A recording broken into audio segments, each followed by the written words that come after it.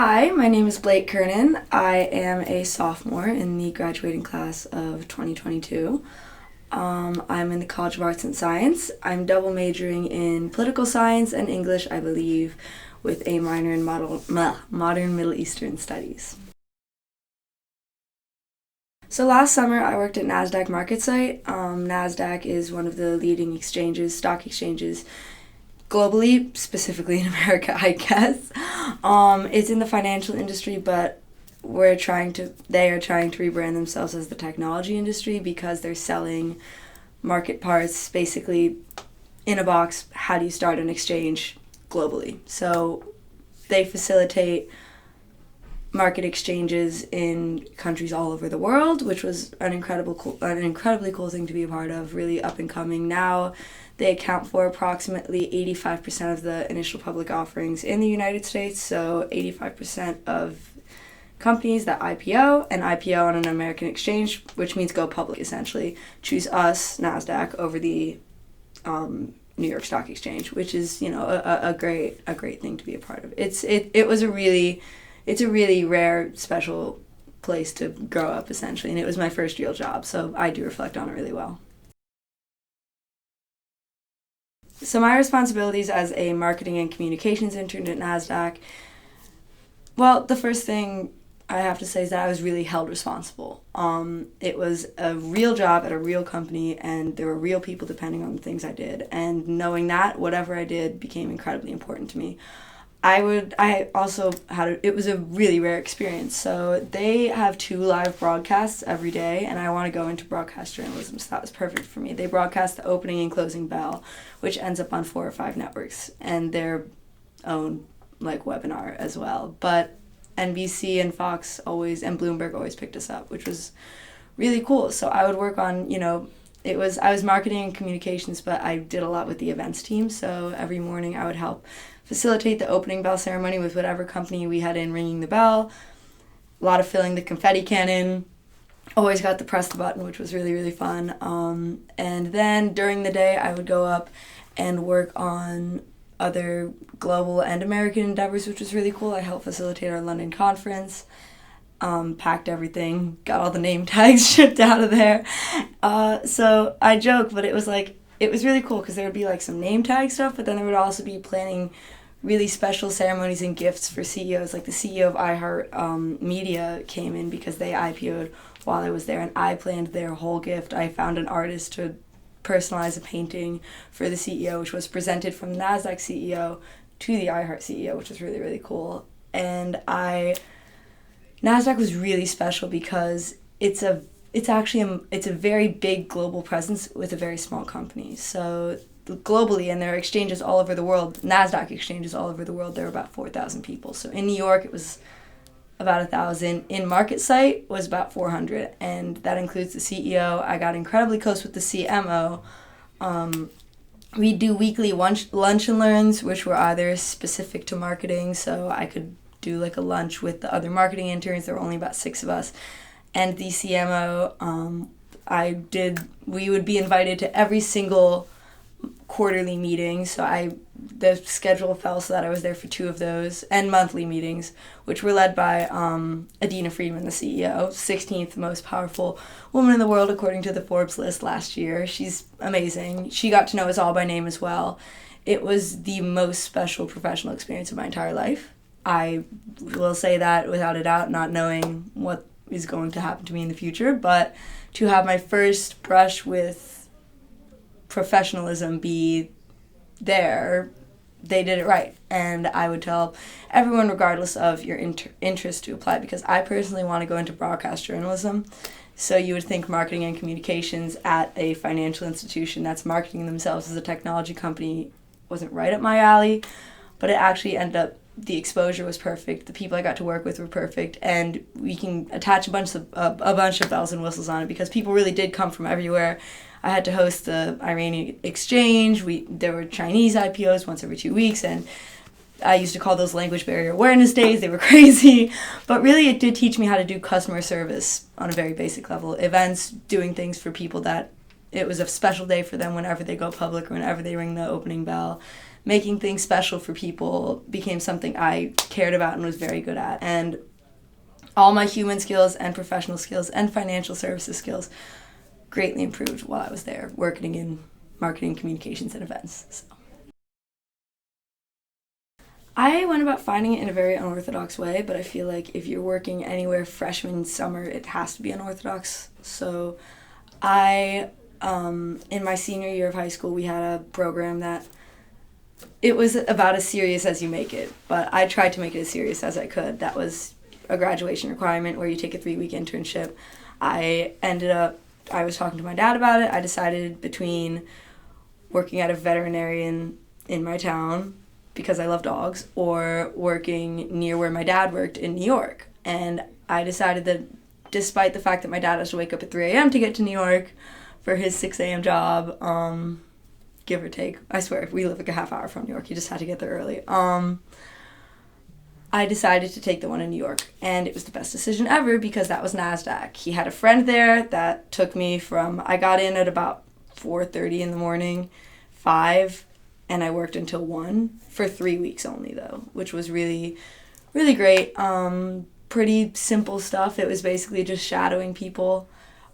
Really great experience though, but I thought that was what it was going to be, and then I gave a presentation at my high school and that was it. And then towards about halfway through my freshman year, all my friends and I were deciding what we wanted to do this summer, and I realized a lot of them were going to be in New York. I had just moved to New York, so I knew I was going to be right in the city, 15 minutes from where I had worked the prior summer, and I reached out to my old boss, who was really she's great. I mean, really young as well, about 26, so boss is a respective term, but she was my overseer last summer, and I was like, hey, just so you know, I'm not sure what the internship program at Nasdaq is like. Turns out it's an incredible internship program, very fleshed out, very, very legitimate internship program. And I emailed her. I was like, how do I apply?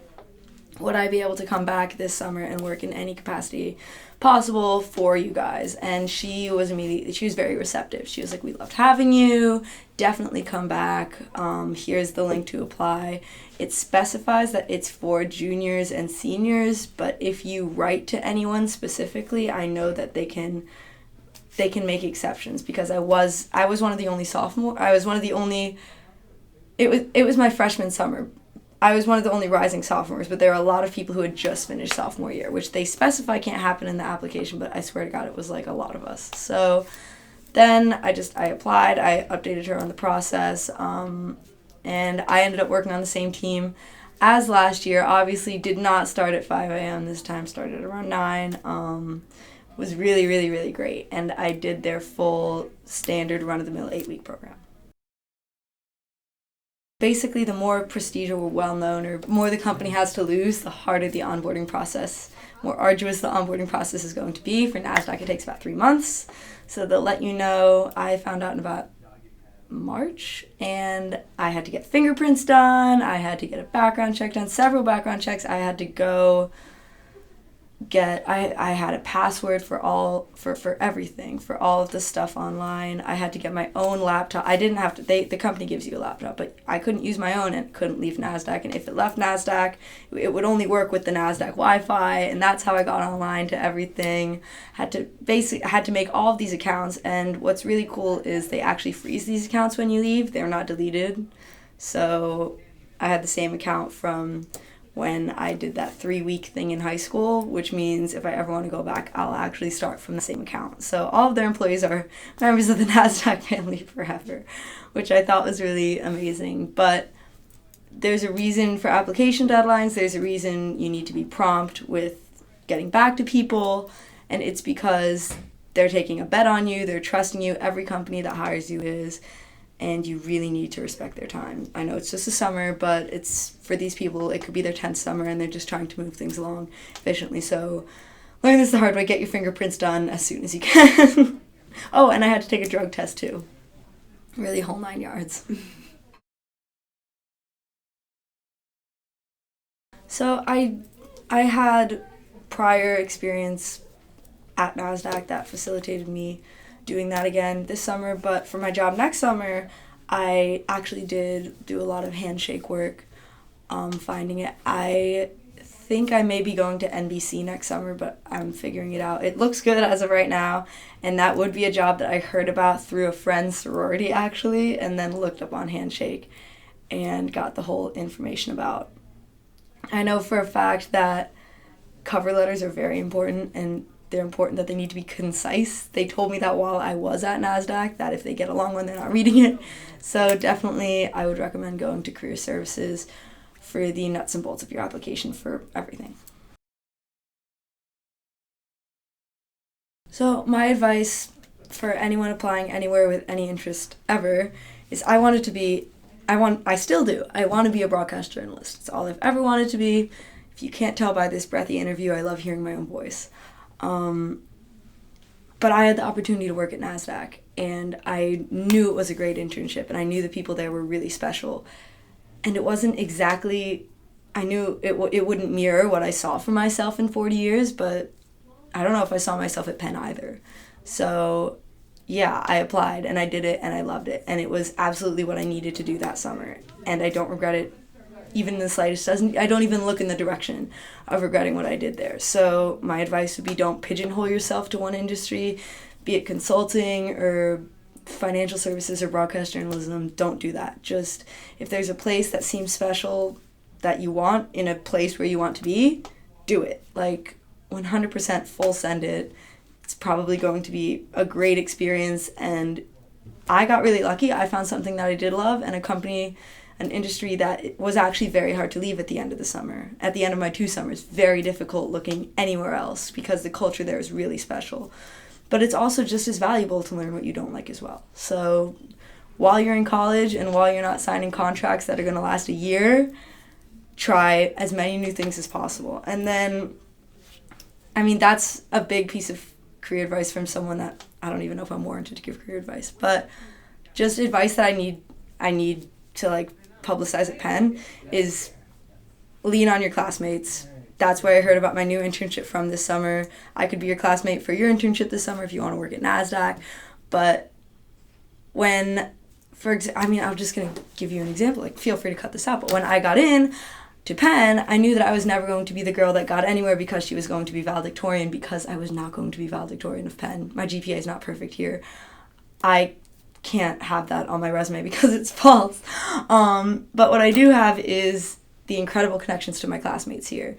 And they are special people now. They're going to be special people in 20 years. We're all going to be doing really incredible things because we met at this place. So in between worrying about your next midterm in Van Pelt, definitely think about who you're sitting next to, because they're going to be doing sick things this summer. You're going to be doing sick things this summer. And meeting those other people really facilitates finding your career after this. So yeah, I guess that's what I have to say.